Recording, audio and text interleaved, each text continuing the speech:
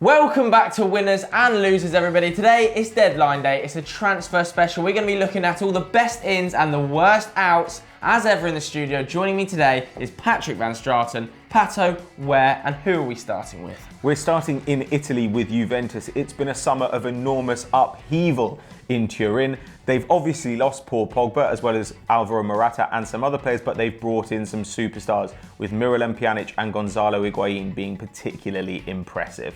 Joe, what do you think of those two signings? Yeah, I think Miralem Pjanic is an extremely important signing. It also seems that Axel Witsel is going to be getting over the line. That deal hasn't been confirmed when we're shooting this, but it looks like it's going to happen. So Pjanic and Witsel to cover Pogba. They've sold Morata and brought in the league's top goal scorer, Higuain, who scored 36 goals in 35 Serie A games last year. That is an amazing statistic. They've also brought in proven winners like Dani Alves. They brought Benatia back. He was so good when he was at Roma in Serie A before he went to Bayern. They've brought in the likes of Piazza. So a really exciting summer for Juventus. But Pato, what have they got to do this season? Is it going to be a Champions League win, the minimum, or a final? Well, I think they have to make a final. Obviously, they have to win Serie A. They've taken one of the best players from Roma and they've taken the best player from Napoli. So you'd expect them to finish comfortably ahead of those two rivals. But the thing is, this is the transfer window of a club who wants to do well in the Champions League in the short term. As Joe says, they've brought in some proven winners, but the other side of that is that none of those players, except for Piazza, is under 26. These are guys who are already in their prime. In fact, some of them are post-prime, and they need to compete immediately. So I think they're aiming for the Champions League at least in the next couple of seasons. Yeah, fingers crossed they get there as well. I think this is a really exciting Juventus side. But what do you guys at home think? Has it been a good summer for Juventus, or should they have kept hold of Paul Pogba? Let us know what you think in the comments below. Our first loser comes from the blue half of London, and it's actually Antonio Conte's Chelsea, Pato. Yeah, well, with Chelsea, the problem isn't who they bought, it's who they didn't buy. I really love some of the players they bought. Michy Batshuayi, for me, is one of the best young goal scorers in the world, and N'Golo Kanté was the best midfielder in the Premier League last season. Their midfield was way too porous, and they've added energy, dynamism, and incredible tackling ability. N'Golo Kanté is the perfect man for them there. But they've tried for a centre-back all summer and they've been knocked back again and again. 60 million euros they put on the table for Napoli's Kalidou Koulibaly, had it rejected. 40 million for Romagnoli, had it rejected. And then, in the end, they had to turn to Fiorentina fullback Marcos Alonso. Yeah, they've overpaid for Marcos Alonso as well. 27 million euros for a player who struggled at Sunderland a couple of years ago. I'm not quite convinced. I think Antonio Conte's biggest problem was that he left it so late in the window. You saw Manchester United get their business done early, the same with Manchester City. And I think when you leave it so late, clubs can ask what they want for a player. That's why you saw Koulibaly with so much money, Romagnoli with so much money. I also think some of the business Chelsea have done in terms of letting players leave is a little bit strange. I think Kennedy to Watford's not a particularly positive move for his career. I don't think Bertrand Traore going back to the Eredivisie is a positive move. You've already seen him in the Eredivisie once. Why do you need to see him again there? Maybe send him to a Premier League team. Christensen going back on loan to Borussia Mönchengladbach when you're already thin at the back and have Kurt Zouma injured again. I'm not too sure about their outs, but their ins do actually seem to have been pretty positive, Pato. Yes, unless we forget the transfer window is not shut yet. They still have the chance to pull this one back from the brink. So Antonio Conte, can you do it? Chelsea fans, let us know in the comments below who they should have signed this summer and where you think they're going to end up this season. Next up is Jose Mourinho in our winners category. It's been a phenomenal summer for the Portuguese, hasn't it? It's been an amazing summer for the Portuguese and for Manchester United. Of course, Jose came in saying he's got 4 targets on paper, and he got all 4 of those targets, the profile of the players anyway, by mid-August. He needed a striker who was going to score goals, an experienced one to lead the line, and somebody who was physical. He brought in Zlatan Ibrahimovic on a free transfer. Of course, he's got monster wages. He needed creativity from the wide position, something Man United lacked often last season, penetration. He brought in Bundesliga's player of the season and a man who got 20 goals and 20 assists for Borussia Dortmund last year in Henrik Mkhitaryan. He needed a powerhouse central midfielder who was going to drive us on, who was young, energetic, and who was going to add some physicality to our midfield. He brought in Paul Pogba. Of course, yes, he overpaid. £89 million is a hell of a lot of money for Paul Pogba, but we don't have Champions League football, so you're paying a premium there. He's also coming back, so you're paying a premium there. And also, Juventus didn't need to sell, so you're paying a premium there. There's a lot of premiums going on.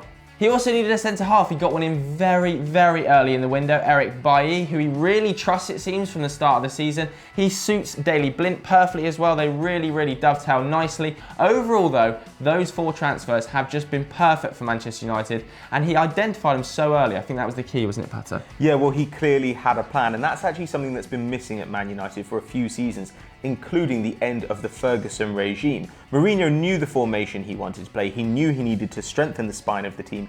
And look, these guys perfectly suit Mourinho's strengths and weaknesses. Mourinho has always coached a really, really solid defence, but in attack he sometimes relied on individual brilliance. That's just the kind of coach he is. He's a pragmatist. And I think that that will kind of hold true again this season. He will whip that defence into shape, and he'll let his incredibly talented front line do things on their own. I think it's going to be a really exciting season for Man United fans. Our next loser takes us to France, and it's PSG, Pato. Yeah, well, the biggest issue at PSG this summer was a guy whose contract expired. It's Zlatan Ibrahimovic. Last season, he contributed 38 goals and 13 assists in Ligue 1. That's 51 goals he contributed directly to, and that's out of 102 that PSG scored altogether. That's fully half of their goals. That's unbelievable. And it's difficult to replace that guy, especially when you've got a woefully out of form Edinson Cavani. Now, Cavani has been a little bit patchy since being at PSG, but he still scored 19 last season. So I imagine that he will still get plenty of goals, but I'm sure that you guys have seen the video that I've seen of Cavani whiffing on a million incredible chances. And so I don't know how they're going to do without replacing that out-and-out quality goal scorer. Yeah, I think they really needed to as well. Of course, there was interest supposedly in Romelu Lukaku. I was very surprised they didn't move on that. He's a very, very good young player. He scored a lot of goals in the Premier League, so I'm sure he would smash Ligue 1 apart. I was also surprised, a little bit anyway, that they didn't make a move for Alexandre Lacazette. Scored a lot of goals at Lyon last season. Would have been taking him from a direct rival as well, and would have helped them push on in the Champions League. I still feel they're very light up front, despite the signing of Jesse Rodriguez. I think they needed to bring in an established goal scorer. Jesse Rodriguez in 2 to 3 years' time might well be that man. They've got to be looking at, under Unai Emery, to get to at least a Champions League semi-final. Is Jesse Rodriguez and Cavani going to take him to that stage?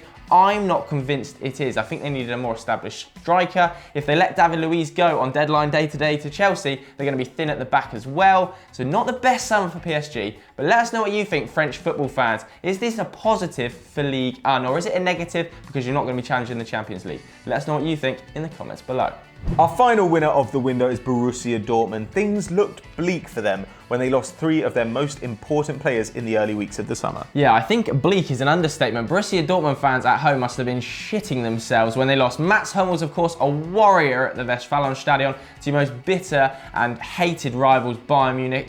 You then lost Henrik Mkhitaryan, your creative threat, a goal scorer from wide areas, to Manchester United for much less than he should have been sold for. Of course, he only had 1 year left on his contract though, so not much you could do about it. They then lost Ilkay Gundogan, your creative central midfielder, to Manchester City, so big problems. However, you then started to change it and bring in young, talented, dynamic players, the likes of Ousmane Dembele. Everybody wanted him.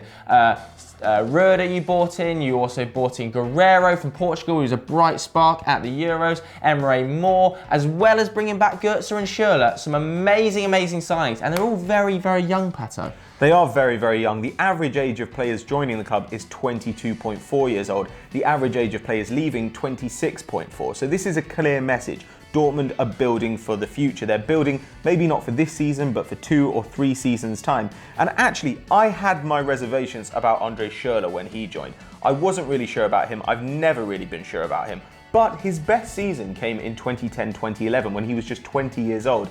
He was playing at Mainz under Thomas Tuchel, and in 33 appearances in the league, he scored 15 goals and got 5 assists. If he can replicate that form for Borussia Dortmund, then they will be truly terrifying this season. But where are they going to finish up this season? Do you think that they can challenge Bayern Munich for the title? And where can they go in the Champions League? Let us know in the comments below. Our final loser again comes from London, and it's West Ham, Pato. Yeah, they have had a weird window. They've brought in an absolute ton of players, and almost none of them are actually good. They've brought in Andre Ayew, Feghouli, Simone Zaza, Masuaku, Torre, Kajeri. The list goes on and on and on. And there are only a couple of them that I like. As I said, Masuaku I quite like, Nordtveit I quite like, and Lanzini they made permanent after he was on loan there last season.